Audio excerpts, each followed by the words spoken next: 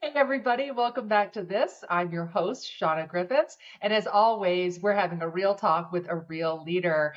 And we're breaking down hot topics to help take your game to the next level. Today's guest has been a long time coming. I have been after her for a while, probably since we first met, to come on the show, and I finally twisted her arm. And our topic, based on her extensive career, is breaking down strategic growth planning and leveraging insights to drive a competitive advantage. So, our guest is Dr. Heather Maxwell. She's a revenue generator fueled by insights and strategy. And I am proud and honored to say she is a first draft class leadership athlete. So, without further babble from my side, Heather, welcome. Thank you, Shauna. It's great to join you. And you're right, it was me. I was the hang up. I was a little nervous about doing my first podcast, but we're here. We are here. We are here, and you're going to kill it. And I'm honestly so grateful. Folks, I always tell you how I know my guest, and Heather has truly become a dear friend to me. We met on LinkedIn, technically. We said, I don't know, I kept seeing her posts, and I was seeing we had so many people in common. And I don't know who reached out to who, but I think just right off the bat, we just felt such, camaraderie. And Heather, you've been an amazing support and friend as we're both kind of doing our thing. So folks, that's how I know Heather. So if you think that LinkedIn is just about people hawking, their latest their latest career ambitions and or birthdays and things like that, there is true magic in relationships to be had. So true, Shauna. So true. So Heather, from what I know about you, you have over 15 years of experience with, marquee brands, Notre Dame Athletics, which I see that sign behind you, and you're the logo behind you. General Mills, Conagra, Sazerac. You juggle two big roles. One is as fractional EVP in Insights and Strategy for a company called Iris. And you are also forging your own path as founder of a venture called Next 5 Team. And so you're doing it all really like through with insights being part of what's driven your career. So talk to us about that and what's been the thing about insights that's been so compelling for you. Sure. Yeah, for me, it's always about insights. Whenever we start a project or back up and even think about the business, what's going on with the business? Where are we and where are we trying to go? I always think about that in terms of, what's our knowledge gap? So what's going on? Where do we want to go? What do we know? But what do we not know? What's left? That knowledge gap is so important when I think about closing it to then create a strategy to win. We always, I guess there's a lot of bias towards action. Go, go, go. Yeah, yeah. Just go fast. Might not even be the right direction, but look, I went. And there's a part of me that goes, yeah, let's just take a pause. Let's take a quick beat, take a little bit of an account of what do we know that's going on? What's going on with us? What's going on with our consumer, our customers, and even our competition, of course, creates that landscape.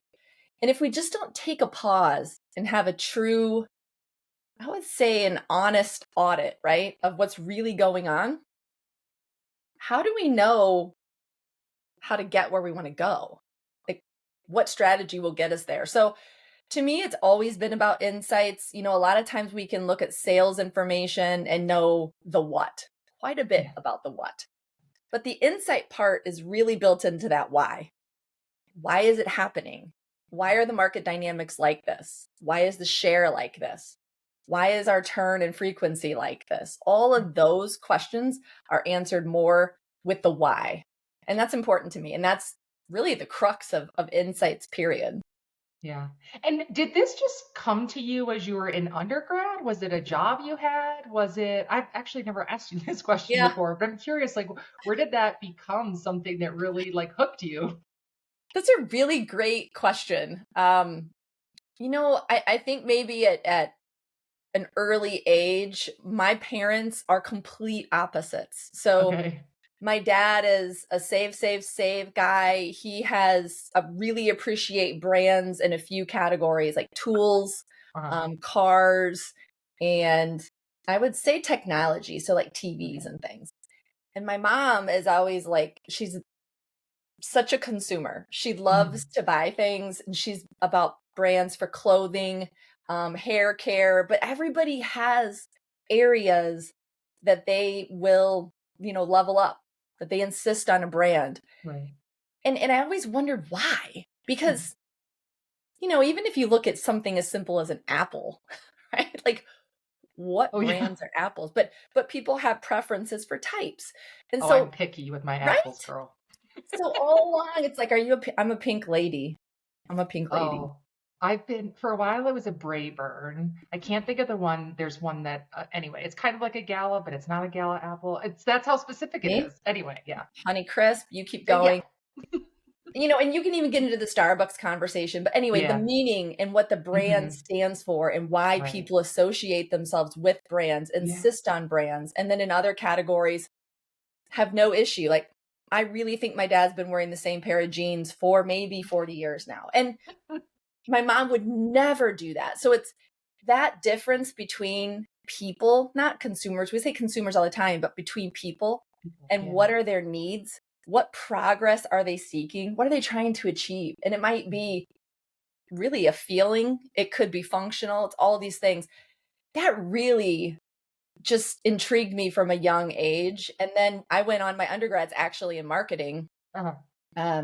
just to try to understand more about understanding people's needs and then creating the perfect proposition, messaging, and then having that conversion to motivate them into Yeah. actually purchasing. That there's a lot of times when this part that we're talking about right now does get skipped over. To your Yeah. point, it just goes right into the implement, the tactics Mhm. of things, these ideas. And I was actually laughing when you were talking about it earlier because admittedly, in my career, I actually needed to learn to step back to have Mhm. that layer of data, insight, strategy, because I would get so excited about the new idea Yeah. and go into like, oh, and this is how we can get it done. And so I think, so I'm curious why do you think it happens that it gets skipped over like that? I know for me, I just didn't really learn to flex that muscle. and Mhm. and then I had to learn it. Honestly, I was told too many times, nope, you're going right to tactics. I was like, damn You're right. Oh. it. Well, I think there is this piece where there is a moment where maybe you have an experience where some kind of insight actually helped you refine and strengthen Right. your strategy. And Mhm. and when that happens, it's a pivot point for most people where they will take a little bit more of an audit to go, do we know enough? Now, the dark side of that is there are some people that just get that paralysis by analysis, right? Like they Right. will never have enough information to make the decision and feel good.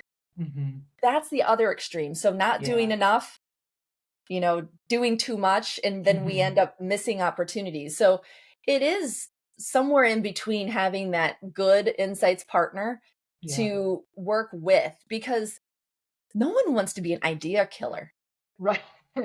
No one. Well, but we want to be an idea builder, a partner in that, and a Mhm. refiner, and that's a fantastic idea. Okay, how can we best bring it to life? And I think that's the piece where it's really more about optimization in the proposition. You think about food. I mean, we've done so much work on, flavors. What are the right launch flavors? Mm. How can the package stand out at shelf so someone understands it belongs in the category and stands out enough that they might want to try it? Is it the right package configuration?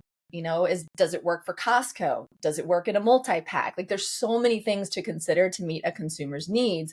So when you really partner together and leverage everyone's expertise, so that would be insights, R&D, marketing, keep going, sales, um, that's where the magic really happens. And I think there's a great checks and balances in good teams where you kind of keep everybody honest, where you hold hands and you go, okay, do we have enough information to make this decision the best we can at that point in time? And you're Right. like, yeah, let's do it. Or, yeah, I just would like a little bit more confidence in this area. it may be custom research. It might not. It might be just another secondary data point. Mhm. But I think it's, a little bit of that finding the sweet spot on how much is enough. Yeah, I think it makes a lot of sense. And the way you're talking about how you can formulate a team, I loved when you talked about the checks and balances because when you do have it, like the right energies at the table, the right people at the table, Yeah. then you can avoid someone just rabbit holing in, that they can't get out of that loop of, to your point, that analysis paralysis. And everybody else is like, but we got to get it out the door. So again, with the right Yeah. mix, you can really be a great balance for each other. Right. And here's one thing. Think about the alternative. If you don't have time right now to get it at least optimized a bit, how are you going to find time to mend that relationship with Walmart because you sold Oh, this in yeah. and it's not selling? Or when will you find time to write the postmortem for leadership when they come knocking going, yeah, we didn't quite get the results we forecasted, right? And now Yeah. we have a hole in our P&L. Yeah. So I guess sometimes it's making that decision on, well, when do we want to spend that time? Because, you're right. You may throw some things at the wall and we may have enough and you get the Mhm. decision right and you don't have those negative fallouts. But, we know the hit rate on innovation is tough, right? Yeah. Or everybody would be winning. Yeah, exactly. It's such a good point though, because I think that can be a common thing that people push against, Hmm. the work and insights and strategy. And because it's like, well, we don't have time for that. We got to get it out the door. But it's like when I just am usually a bit flabbergasted when it's like people bring, new startup products to market without doing, proper research, without having a test case in the market, those type of things. So, but I'm so glad you pointed that out because at some point that's going to bite you in the ass. At some point, so you have to make the time, and it's also like if you don't make the time, then what are the consequences? Right, right. Well, and what you're saying too, proof of concept. So proof of concept, Yeah, learn, iterate, learn, iterate, learn. You don't have to go all the way in right away. There's a lot right. of different ways to learn. You can do regional launches. We Hmm. did that quite a bit. You could do a test night, when we're talking about athletics. Like there's not a whole lot of harm in that if you test a superhero night and realize, oh, maybe we could have brought that to life in a lot better ways. We kind of fell flat. That's still in the test and learn optimize Yeah, space. So no matter the industry, there is flexibility in the marketplace. And spoiler alert, your consumers know totally. when you haven't done your homework. Because have you ever watched a commercial or seen a product and thought, oh wow, I guess that's not for me. And maybe you weren't the target audience, but sometimes you look at those products or that work and you go, I'm pretty sure I'm the target audience. And that was just a real big swing and a miss. Totally. They know, we They know, know. Yeah, we we're consumers. so true. We're like, I can see you trying, but oof, that was bad. It Yeah. actually reminds me of something where I heard of like a knife company that came out with a women's knife, air quotes women's Mhm. knife, folks who Mhm. are listening to this, that was pink. The handle was pink. And you're like, What? I know, They would shrink it and pink it and call it women's. Come on, Shauna.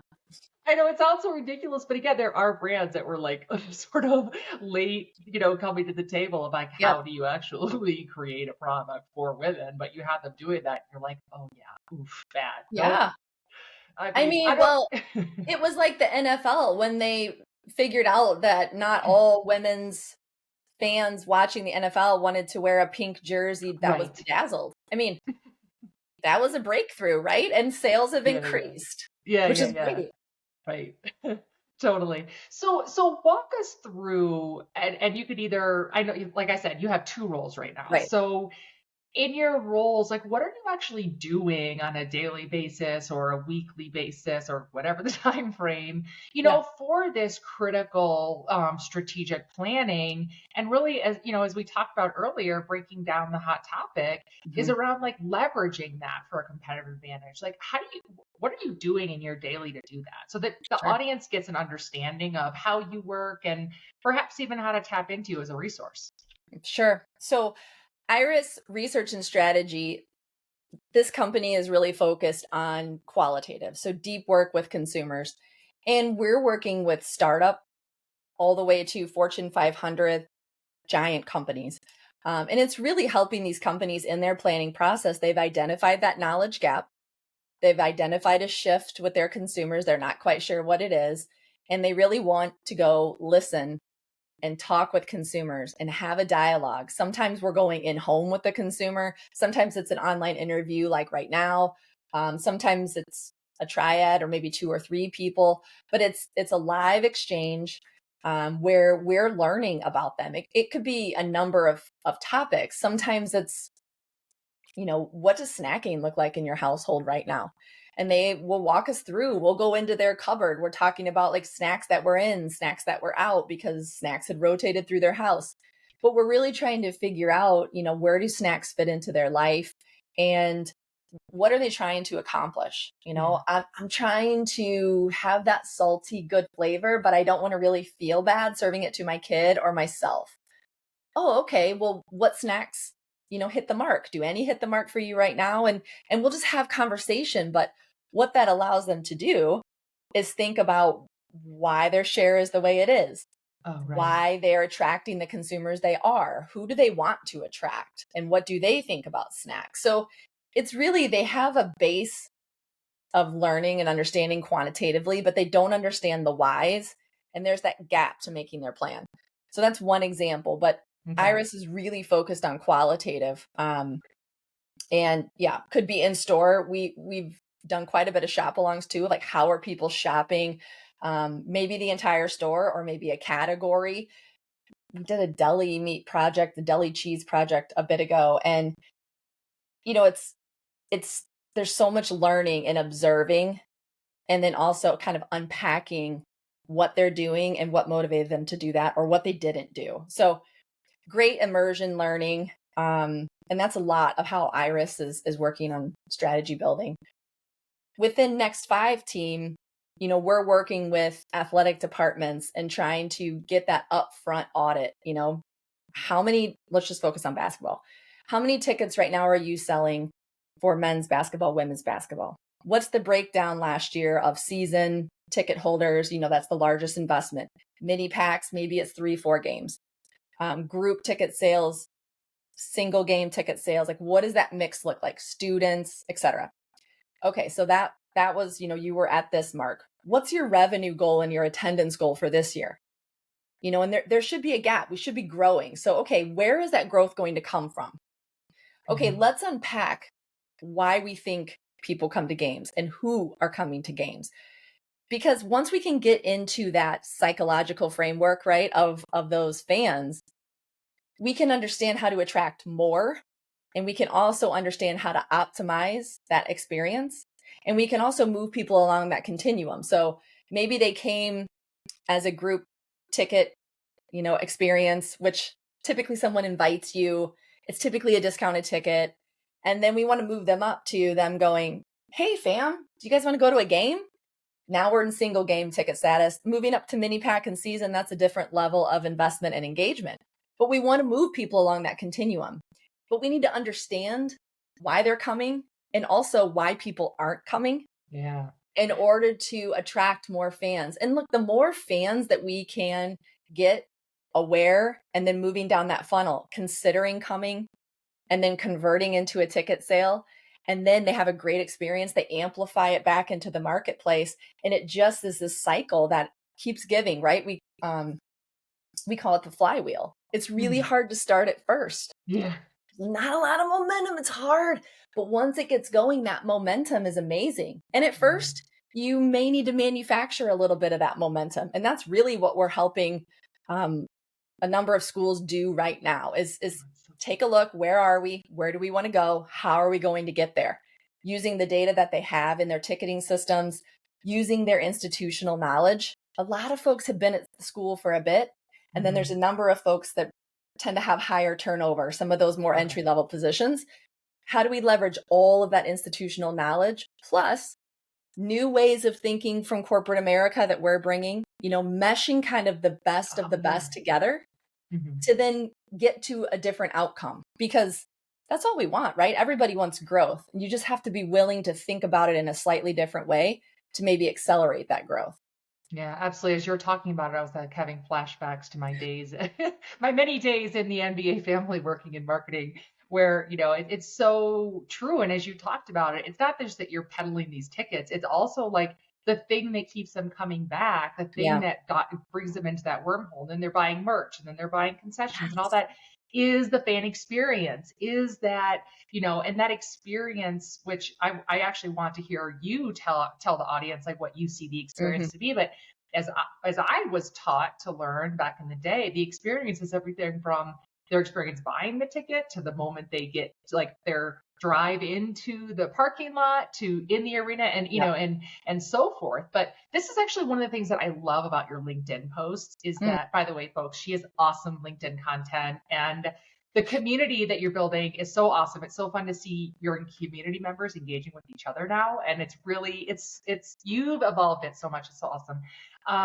But you talk a lot about the consumer experience, Mhm. be it in sports, be it in in the other side of businesses, corporate America that you dive into. So if we can kind of transition to a little of that, I would love to Sure. for to talk to us about what are the elements of experience that are Yeah, the ones that we're focusing on, you're correct. It's really from the beginning until they get home. But yeah. the beginning can often be that first exposure to the brand. So we can do a hypothetical.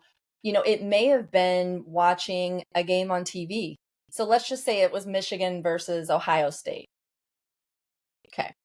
I picked that. Boo, Ohio I know, I know. State. I thought you might boo. I thought you might boo. But I mean that's a pretty big game. We could do like Michigan versus Central Michigan. Yep. Let's do one that is not such a blockbuster, and we're gonna have to work, right, to sell the tickets here. So to me, maybe you saw a game of Michigan basketball at some point and you thought, well, maybe that does that look fun? Well, what looks fun on TV? Probably people in the stands, probably Yeah. the cheerleaders, the band, the players, the on court being entertaining, but like you're looking at the full atmosphere there. And this is a place where we get really caught up in digital eyeballs and streams and clicks. I get it. I get it. We need that too. But I think we learned from COVID, no one wants to see empty seats in COVID, like Totally. cardboard cutouts in the stands, right? I took you Right, back to right. like a bad flashback there. Um, Totally. Lots no of one empty wants that. seats. Right? No. Like we don't want to watch that. The players don't Yeah. want that. The coaches don't Yeah. want that. Our revenue, our bottom line does not want that. So that could be an entry point. Another entry point could be right now, we're running meta campaigns for some schools. And I'm seeing meta campaigns come through. Some campaigns I look at and it's just a person standing there with the ball. I might be aware, but I'm not sure that I'm really considering or being motivated now because Right. it just doesn't look very exciting. Where's the energy? Or is there Mhm. something else going on at the game? Is it Lego night? Is there something extra that I can say to the kids? Hey, you guys, we're going to the game and it's also Lego night. Like, Yeah. so what's that first impression? We'll just call it the first impression. And then to your point, now my experience is when I bought my ticket, how easy and seamless was it? When I got to the arena, was it easy to get there? Could I find parking? Did I have to pay for parking? Was that annoying? Was it Right. tough to find parking? Right. I parked my car and went through the doors. I'm scanning my ticket. When I'm scanning my ticket, are people welcoming me?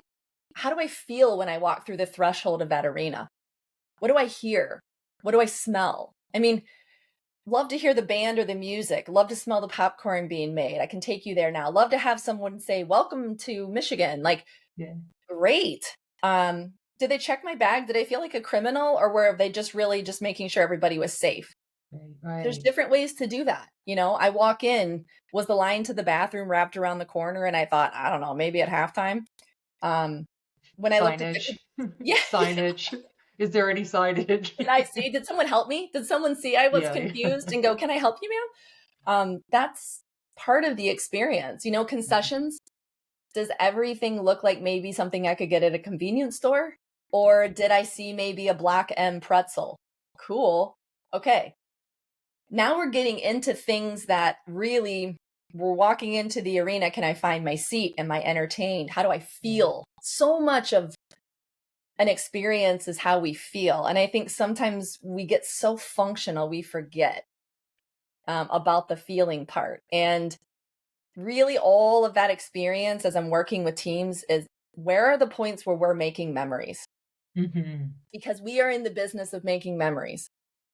Because otherwise, you're just another place to spend quite a bit of money, Yeah. not as convenient as my couch, and more expensive than maybe spending 2 hours at a movie theater, although the prices, they're catching up. Yeah. Um, or going to a trampoline park or Yeah. going out to eat for the night. I mean, there's a lot of ways to spend 2 hours in the winter Yeah. besides going to Michigan for a basketball game. Yeah. It's so everything you said is so true. And again, I really was thinking back to my days when I was working at the Nets. And then, when nowadays, when I go to a game, it's Mhm. you and I have talked about this on our dog walk Yeah. conversations. It's so hard for me to just actually watch the game because I'm noticing all the things that we just talked about, because that's where, again, I was trained to try to pull all those pieces of the puzzle Mhm. together to create a complete experience. So I tend to be a little bit of a harsh critic, I think, at times. Yeah. But it's really important, and I'm so glad we're talking about it, because the other thing is we're talked about it in the basketball sense and in, Mhm. sport, because I think it's such an easy thing to relate to. But it's also like people in this audience who are listening now, like you have this experience when you walk into the grocery store, when you walk into the department store. You did a post, I think, on Dick's Sporting Goods and like the Yeah. trying on shoes section on LinkedIn. And it just sticks out to me as like, the people who are working for the retailer, that needs to be ingrained into all of who are working there. And to your point, a customer knows right away. They know, do I want to keep coming back? What story am I going to tell about my experience that I was there? And Yeah. as we both know, people talk more about the bad experiences than they have the good experience. And it doesn't have to be a Yeah. colossal bad experience. It can be just, sometimes it's the small things that they seem small, but they're big in the impression they make. Sure. Yeah. I mean, you could just kind of irk somebody at the wrong point in time and it could blow up on social, right? The Dick's example is a great example of integration of insights. Everybody knows going to try on shoes is a pain. It's a pain. Where's the person? Do you have my size? Back and forth, carrying the boxes. Oh, one fell off. Shoes all over the place. Like, what's that little weird pantyhose footy? Darn it. Why'd I wear flip flops in here when I was going to try on shoes? Like, all of the things, right? And Dick's Totally. did some work, you can tell. And they were like, okay, we know these pain points exist. Why is nobody addressing this other than online shopping, which, by the way, is super expensive for companies to send you 3 or 4 pairs of shoes for you to mail Oh, yeah. back 2 or 3. That's very expensive. So they're like, okay, hey, this could be a really nice in person experience. And they integrated technology. I could walk up and say, I need this size, this shoe. And then somebody comes out and is like, hey, hi, oh, Heather in the black shirt. Yep. Okay, here's your shoes. And so you're still getting that experience of working with a human, but it's much more streamlined. And it was just much more efficient, in my opinion. I ended up buying an extra pair of shoes, which there you go, right? You're adding to the basket, you're increasing your sales because you had a great experience. Yeah, absolutely. So we've talked about some different examples, obviously in sports and retail. You gave us some kind of sneak peeks to even like the food side, the Yeah. snacks that we talked about. Are there some like marketplace trends and then that you could share with us, and any insights that you gather from seeing those? And Mm. I'll stop there. I'll stop there. Are there any ones that you can share with us? That I'll get back to the other thing. I will say one trend that, this is not proprietary. I can't share anything like that. But one trend that we know in our world, that we have so much access to everyone all the time, but there is a huge human deep-seated need for connection. And it's Yeah. not something that you can talk to someone and they'll sit there and go, oh yeah, I'm just lonely, or I just don't feel really connected to anyone. You can't get to this learning with just a basic survey or observing. It's some of the deeper qual work we've done. It's some of the work, frankly, for Next Five team when we talk to fans about, the importance of going to games live. What is it? And the way that they'll explain it, and I just use this learning with everyone because it is so universal. For many, going to sporting events, it is a religious experience. That's their church. They go in and the people around them know them. And there's rituals, right? You wear your colors, you wear that favorite jersey, that lucky hat. There's a lot of similarities between maybe a church or a bowling league or your local pub. I mean, you name it, wherever you have community, people that know you. Cheers was on to something, right? Where everybody knows your name. Yeah. We don't have that many opportunities like we did. We really live fragmented lives in a time when we're so connected, but there's not that connectivity. So I would say, having meaningful in-person experiences, whether it's a business like what we just said about Dick's, whether it's sporting events, is so important to bring people together in a way that just makes them feel good. Makes them have an experience they want to come back and have again, and that they want to share with somebody. Yeah. Yeah, I'm so glad we're having this part of the conversation because it actually goes back to what I was going to blurt out at the same time. Is related to, is this a bit of the like post-COVID phenomenon? Is it that like people have realized that they value this more than, and I don't even know if you know this answer, but Yeah. is it like maybe it's just become more salient to companies that like, oh gosh, now we're all seeing that people value that more than maybe it's the companies, because maybe I don't know if people realize they even value it as much as they do. It's an interesting awakening moment, I think. I agree. And I don't know, I don't have a definitive answer on that. I think we were heading that way before COVID just because of how busy and overscheduled our lives were, and still remain, to an extent. And then you have COVID where it just time stopped and you were stuck. I mean, we were navigating, swimming through this new world. And then there was a reassessing, of actually how we spend time and what was important. And I think we're still collectively working our way out of that. And I think some people have had trouble getting going again outside of COVID, just to remember how good it is to connect in person. And let me be clear, this is not a return to office commercial. It's not. To me, it's about purposeful connection, not check the box connection. And when you have that, especially with a team, it's magical. I mean, it is truly magical. The support and the building, the ideas and execution that can come from it, unmatched. I can't hear you. Sorry. There I can. Yeah, there again, because I had the mute button on, folks. Watch your mute button. It was a great question. Yeah, it was. No, what I was starting to say is, like, as you were talking, I'm thinking about my own experience having too much tech coming at me. And it's like, I'm on the computer, I'm on the phone. When I want to buy something, when I want to, I don't know, call State Farm for my insurance, I want to speak to a live person. That is my experience that I am looking for. Or, I was like, I've told you, like, I wish my bucket list thing would be to go to a South Carolina women's basketball game. Like, they're so amazing. But it's like I watch them on TV, but it is just different in person to be able to feel that, the sound of the sneakers on the court, all of that, so much different. And I was actually watching a Indiana Fever game the other day, and Caitlin Clark was up as usual, lighting it up.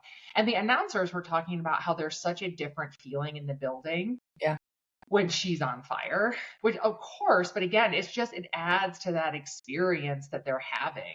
So, and sometimes you can't control the product on the court. We had that at the Nets. Yeah. That was bad. Yeah. Can't control it. So you have to manufacture it. There's something, back to the making memories, right? You may have memories laying on the couch, with, like, I have memories laying on the couch on Sunday afternoons watching the Vikings with my dad. Yeah. Those are core memories in a different way. Those real memorable moments, those are often in person. And even to this day, so we would take our daughter back to Notre Dame women's basketball games, and she met the players after the game, autograph signing. She heard the band. She watched Coach McGraw walk out and wave to the crowd. All of these things that now, when we watch on TV, she's experiencing that game differently because she's been there in person. So it's almost like once you've been there, it changes your engagement and your understanding of that environment for the rest of your life. Mhm. It's just different. And those are different memories. Looking back at photos with, Brianna Turner, and you have, a 6'3" woman standing next to this little 3-year-old, and now for her to be able to go see her play for this guy, Oh, and it's incredible. But those kinds of memories aren't made from your couch watching on TV. They're made in person. yeah, absolutely. So when you were, I don't know if you can actually say the schools that you're working with or have worked with, but can you give the audience an idea of like what level the schools are at? And again, this is just me thinking. I have a lot of people in the sports arena in my audience, and so Sure. I'm curious if you could share a little bit more about the type of schools that you work with. Sure. So currently, we've worked with mid-major schools, and a lot of them are lean on Hmm. people. They're lean on budgets. And so we're really helping as an extension of their team, trying to infuse this approach that then allows them to get more return on, that hour they spent planning or that dollar they spent planning. And that part's been really successful. We've had some recent inquiries with large high schools, which was a little unexpected to me, but I mean, hey, football in Texas and basketball in Indiana, those are big deals. And so I Yeah. should have expected that, but that's been a whole different channel. And then also with a couple large basketball clubs. So one in California and one in Illinois. It's the same piece. Like they want to create this experience that creates memories, that creates this legacy of people wanting to bring their friends to come back. Um, and create really traditions. Yeah. Traditions are hard to create. You have to be kind of purposeful about them. Some just happen, Mhm. but others, you can work to create different traditions, and that's what we're working with. So primarily leaner groups.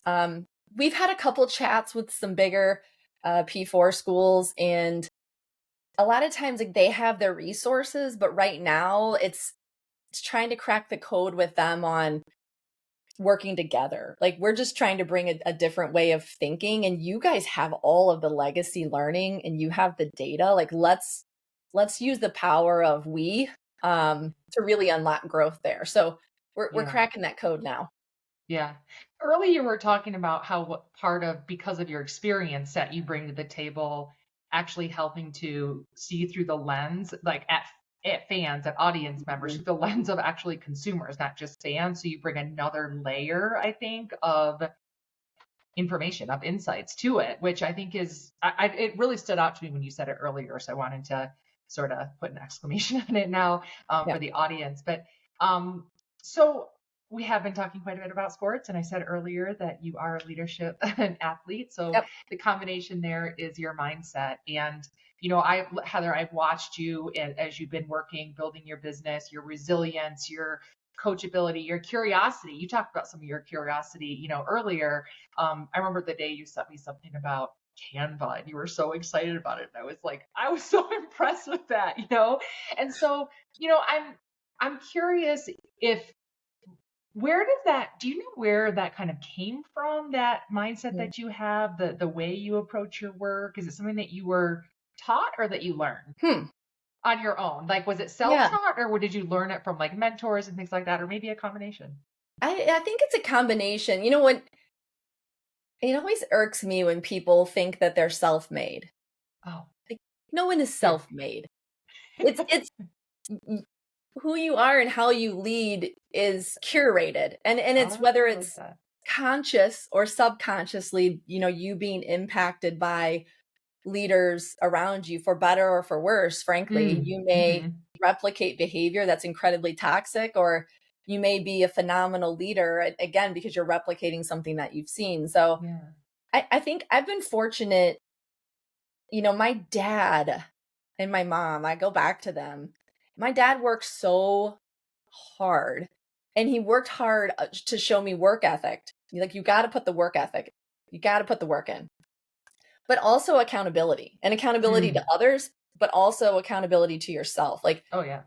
if you know, you're gonna walk the walk, right? You gotta do it. And it was funny because it was so functional, but so gritty is my dad. He's very blue collar and was just like he was gonna get it done. And Yeah. people followed him. They knew that he was fair, but they knew he was tough. And that was the same way he parented.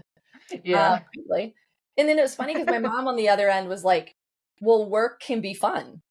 And so I Mm. have a lot of that in me too. Like it doesn't have to be functional. Like, how can we make this fun? And so I'm always seeking to insert that. But, I had a high school coach, Coach Walters, and he was my track coach. And he Mm. was the first one that brought to me, literature on like the psychology of running and racing. Oh wow. And it was in high school. And I remember going, what? Like beyond just training my body, we can like Yeah. mentally train. This is So cool. fantastic. And then, probably a big pivot point too was Coach McGraw.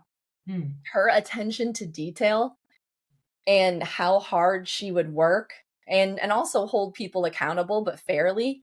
Mm. It just made you want to do more. So Mm. to be a leader and have people want to do more, I just found that so motivating. Yeah, absolutely. And I assume we talked a bit about how you've led yourself, but I assume that's part of like how you work to lead others, whether it's leading your clients, leading teammates. Sounds like you probably weave that into how you lead others as well. Yeah, it's all about continuous improvement for Yeah. me. How do we just continue to get better and in growth mindset, Mm. all the things, right? Like we can do anything really that we set our mind to, but we have to go seek the resources, we have to seek the insights, we have to build a plan. Hope is not a strategy. So how do we No. piece these pieces together, to get to Yeah. where we want to go? And I think just sports does such a great job of that. And I know, with you playing college basketball too, Shauna, it's this sense of it's always we over me. We can Yeah. always achieve more than I can. And Yeah. if that equation's out of whack, then like we really have something else to fix. It's um so yeah, it's Yeah. all about always about the team. Yeah, absolutely. And I swear, for people who are listening, like one thing I can tell you is that if you can have a team person who becomes like a support part of your support team, I this is go back to what I said earlier, Heather. I have benefited so much from your approach to the way that you run your own life and you self-regulate, and I learn from you all the time. And I feel like we're sort of a team in Yeah. supporting each other. And so I think, we've talked about a lot of things here today. I hope everybody's taken, a lot of great information from it. One of the things that I say is, again, like, if you can have a person who can be a team member of your support team, who brings half as much as you do to the table, Heather, then I think people will be pretty lucky. So I want to thank you so much for coming today, finally, coming on the show, sharing all that you had, folks. If you want to get in touch with Heather, like I said, follow her on LinkedIn. Her posts are awesome. Thank you. And so I'm just going to turn it back to you for two questions as we Okay. close it out, which are related to takeaways. Okay. So first is, again, we did cover a lot of things. So what do you want to make sure the audience takes away from the, insights and competitive advantage side of things? Yeah, I think the biggest piece is recognizing that power of learning. It Mm. doesn't have to take a long time. It doesn't have to be expensive. And the rewards can be, I mean, just amplified, amplifying anything that you would do. So don't be afraid of that. And also, keep trying new ways. Like build from your foundation of where Mm. you are, but don't be afraid to reach out to peers, whether it's LinkedIn or in your network, reaching out and working with consultants like myself. Like look, some things you're going to look at and go, wow, I never thought of it that way. And it may unlock so much growth for you. And some of it you may look and go, yeah, we're doing part of that. And that can be very validating. So don't be afraid of the learning and then the building with others that influence there, I think can be really powerful. Yeah, absolutely. Really well said. And then we're going to close it with the leadership athlete side of things. So, it's from a leadership standpoint, what takeaways do you want to make sure the audience has about the way of the leadership athlete? Yeah, I think the whole working hard is so important, but working smart. And I think that's why, Shauna, when we talked about Canva, I was so excited because I had all these ideas locked in my head for a while, but then Canva allowed, I am not a paid spokesperson for Canva. But it really helped me scale so many things. And along with the AI portion of it, it was fantastic. And I think having that consistency, just always showing up, and your 100% on one day might not be really 100% the next day, but that's your 100% for that day. So you have to just keep going and keep making those deposits, whether it's learning, whether it's relationships. I love our friendship. I love how we, can just bounce things off of one another or celebrate wins or, kind of put a pin in a down day and go, well, that one's over. We're moving on. Because that's part of the consistency and continuing just to show up. And, I think that showing up for one another, sometimes as leaders, I think we have to have all the answers. We don't. We have to be able to look at the information and help make decisions and remove barriers. But I think just showing up and being there for one another is such an important piece to that authenticity that we always talk about, that can be overlooked. But that's the piece that really drives trust. And we know that trust allows teams to work well and outperform teams that don't have trust. So, leadership is funny. I love it. Everybody needs a leader. And leaders can really take the team to higher heights, but you still have to have respect for one another and really understand the value of the team. And I think that's what really great leaders do. Yeah, absolutely. And as you said, there's an element of self-regulate and self-lead first. When you can do that, then you have that power to be able to lead others, much more effectively. So thank you for coming on, for your example of leadership and all that you're doing. And folks, we hope that you enjoyed, as I said, and have an awesome day. Thank you. Thank you.